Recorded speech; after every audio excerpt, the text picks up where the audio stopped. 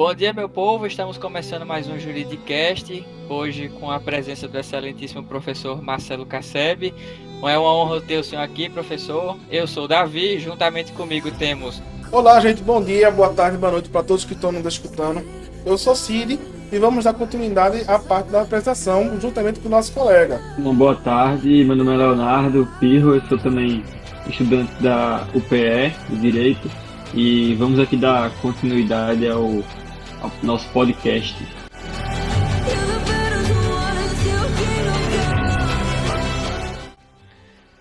Professor Marcelo, novamente agradecer em nome do grupo. É uma honra ter uma pessoa do porte do senhor aqui com a gente para tirar essas dúvidas, né, de alunos sobre esse tema tão ordieno para o Brasil, para os estudantes de direito, para todo mundo no geral, como a corrupção. Cid, diz aí na moral, por que a gente trouxe esse monstro do direito aqui? Então, Davi, simplesmente, o cara é fenomenal, né? É procurador do estado de Pernambuco desde 2005, formado pela Universidade de Pernambuco, Universidade Federal de Pernambuco, em 2002. Ele é mestre pela UNB, doutor pela também UNB, e ainda é professor do curso de pós-graduação e, claro, né, professor adjunto da disciplina do curso de Direito da Universidade de Pernambuco, né? Novamente, professor, muito obrigado por ter aceitado essa entrevista. É uma honra enorme o senhor estar participando. Professor Marcelo, vou dar início às nossas perguntas.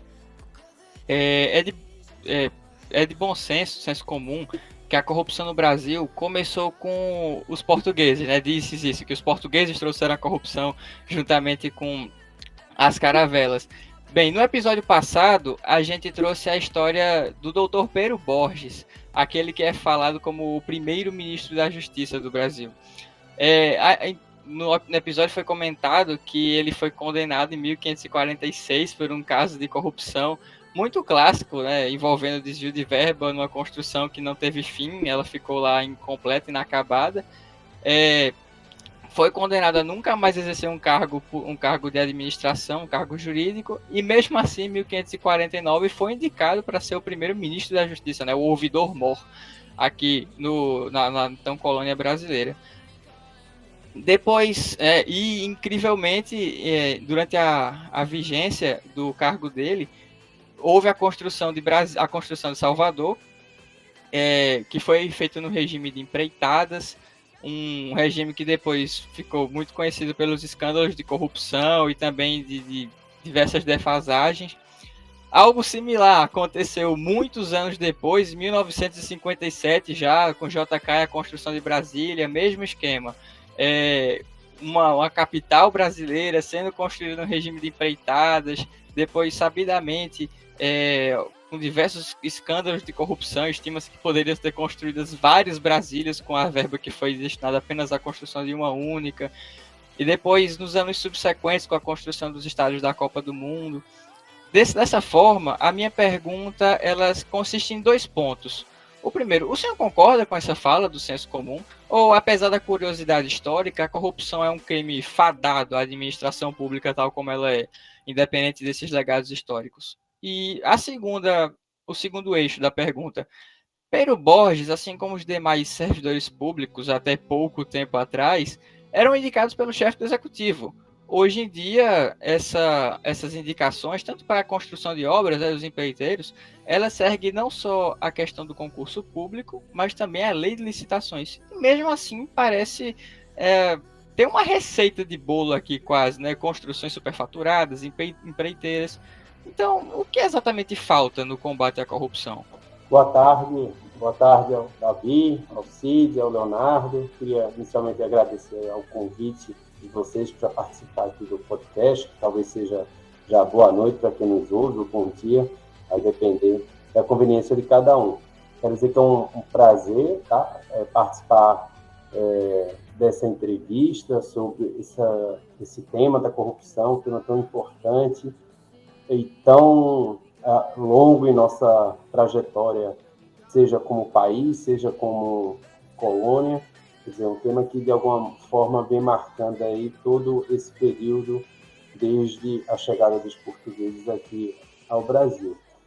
E ao mesmo tempo, isso já faz despertar algum tipo de conexão entre essa forma de colonização que nós tivemos, por um lado, de que porque nós fomos colonizados e de certa forma, educados com a predominância de uma cultura europeia, ibérica, né, que seria mais, eventualmente, mais conivente com a prática da corrupção. Então, nós herdamos dos portugueses esse tipo de prática. Isso é algo que talvez esteja aí dentro da mitologia, e penso que, ainda que tivesse sido assim, isso não justifica a situação de uma intensa prática de corrupção que parece estar impregnada, enraizada no dia a dia do nosso, né, na nossa convivência. Me lembro que tem um texto do Kant, um texto super pequeno, mas bem interessante, sobre o suposto direito à mentira, e o Kant discute ali se há alguma situação em que a pessoa estaria autorizada a mentir. E uma delas, ela coloca, se chegasse alguém bater na sua porta, armado, perguntando se um assassino estaria ali porque iria matá-lo. E o Kant diz que mesmo nessa situação, né, para proteger o direito à vida, você não deveria mentir, deveria sempre dizer a verdade, porque ela é fruto de um dever absoluto e a priorístico que nós, como seres humanos, temos a bem da coletividade e dos princípios gerais que devem governar a convivência comum. Mas esse princípio que Kant defende em termos teóricos, por uma exigência moral, de um postulado moral, ele não parece acompanhar o dia a dia da sociedade. Parece que, do ponto de vista antropológico, nós somos muito mais dados a tentar contemporizar várias situações do que propriamente manifestar uma opinião sincera e verdadeira, pelas mais diversas razões, muitas delas, inclusive, bem intencionadas. É o tipo do médico que, conhecendo bem seu paciente, como se diz, doura a pílula antes de dar um diagnóstico, sabe que vai devastar o paciente, a família, ou então não diz diretamente para o paciente, mas diz para os familiares para ir preparando. Alguém que diz para outra pessoa que ela que acabou de cortar o cabelo, que ela está bem, quando na verdade ele acha que está horrível o cabelo, mas para não magoar a pessoa fala isso. Então, essa mentira bem intencionada, ela parece fazer parte do universo, do horizonte da nossa convivência.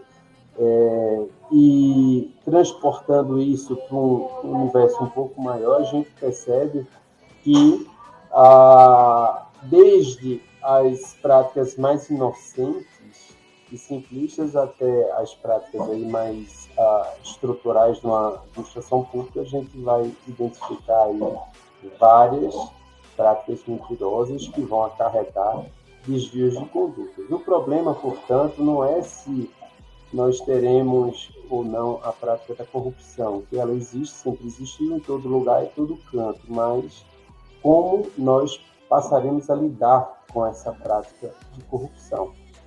Aqui, por diversas razões, a gente tem uma postura muito condescendente com a corrupção. Então, as instituições, elas não são firmes o suficientes e às vezes parecem não se esforçarem para tanto para combatê-las. E com isso, cada vez mais vai se tornando uma prática que está presente na gramática das relações governamentais. Então, não é um problema só da administração pública, é um problema que vai muito mais a fundo e reflete a administração pública de forma mais evidente, porque é na administração pública que nós temos a formulação de políticas, o controle das verbas públicas e sua destinação. E, com isso, a facilidade maior de poder se beneficiar desse tipo de prática. Então, gente, se gostaram dessa parte em relação à história da corrupção, se liga no próximo episódio, quem vai falar é esse cara aqui. Obrigado.